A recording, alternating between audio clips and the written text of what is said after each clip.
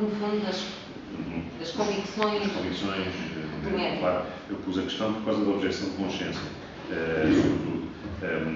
É verdade que isso é uma questão própria de toda a medicina e até de toda a atividade de saúde.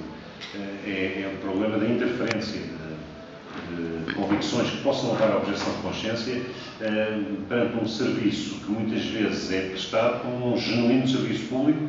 Eu até diria de um serviço público, independentemente da forma da titulação desse serviço, mais especificamente. Nós, quando dizemos serviço público, pensamos logo, há um serviço público de saúde. Mas há muitos serviços contratualizados ou privados de saúde que são serviços públicos nesse sentido que são fornecidos como um monopólio. Isto é, são situações em que há um dever de contratar, porque é um médico particular, mas é o único daquela região. E se a pessoa lá vai e não tem alternativa, aquele médico não deve, em princípio, cairia em abuso de direito caso recusasse contratar com aquele paciente. O problema é de uma extrema gravidade em matéria de cuidados paliativos. Porquê?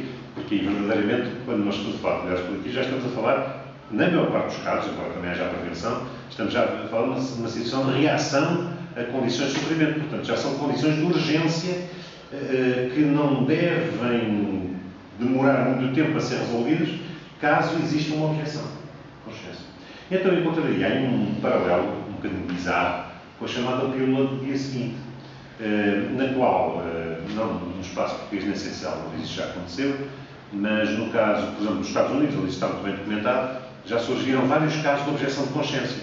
O farmacêutico recusa-se a fornecer a pílula do dia seguinte e não dá à pessoa, geralmente à mulher que acabou de ter relações sexuais não protegidas, não lhe dá qualquer alternativa dela ir procurar uma farmácia onde alguém não tenha objeção de consciência. Ora bem, a jurisprudência norte-americana tem estabilizado na ideia que isso até pode constituir uma prática criminosa, mas certamente que induz em responsabilidade civil se o objetor de consciência não tomar algumas precauções. Uma delas é indicar a alternativa caso ela exista, ou caso não exista alternativa, tem que rapidamente superar as limitações da sua objeção de consciência, porque se trata de um caso de urgência, isto é muito parecido com a questão de sofrimento.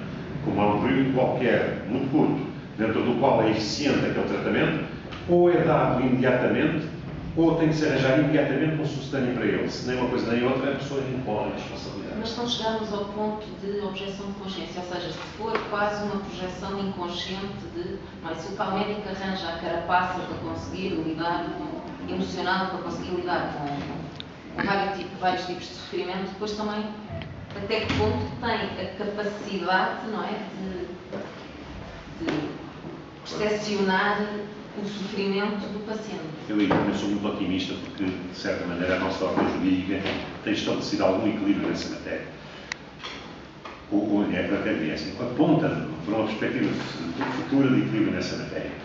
Nós, por exemplo, no caso português, estamos muito expostos a uma certa proteção corporativa, nomeadamente por parte da ordem dos médicos, mas também dos tribunais, que hesitam muito em fazer apuramento de responsabilidades em matéria médica, até por causa da sua tecnicidade, mas o futuro aponta muito nessa direção. E se o futuro aponta muito nessa direção, o que é que nós temos? Temos responsabilidade por erro médico entendida no seu sentido mais amplo.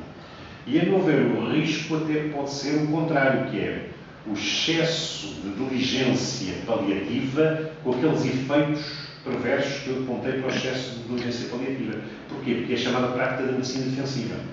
Não vá o paciente ou a família do paciente vir a colocar algum problema jurídico por falta de paliação ou por falta de cuidado na lidar com a dor, então vamos já carregar na dose. Pode ter efeitos perversos, como toda a medicina defensiva. Portanto, eu pensaria mais na evolução da medicina defensiva aí nesse ponto, ou seja, de excesso de paliação do que de defeito de paliação. E depois a própria política paliativa, vamos dizer, a própria projeção política da utilização destes cuidados paliativos, significa que onde os médicos recuem nessas tarefas, outros estão prontos para ocupar.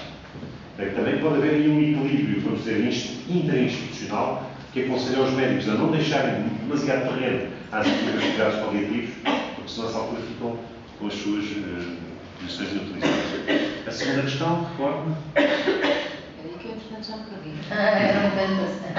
Exatamente.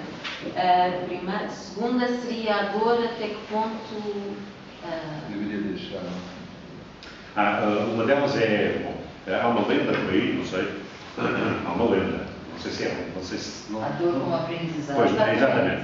Diz que nas emergências médicas, uma vez por outra, não se aplica os anestésicos todos em aparência com acidentes de motociclos. Julgo que é uma lenda. Mas eu julgo que o direito não se pode omitir. Vamos lá. O direito